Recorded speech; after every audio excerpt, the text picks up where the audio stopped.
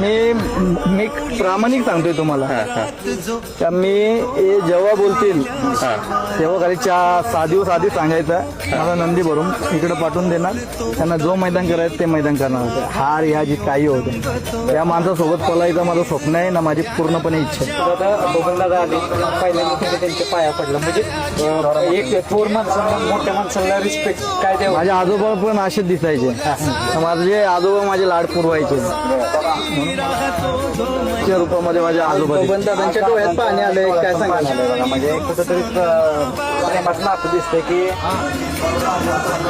काय भावनिक क्षण असतात कुठेतरी हे अटॅचमेंट. बैलगाडा क्षेत्रामध्ये एकामेकाला प्रेम दिलं, एकामेकाने जीव लावलेला आहे. म्हणून ह्या सगळ्या गोष्टी.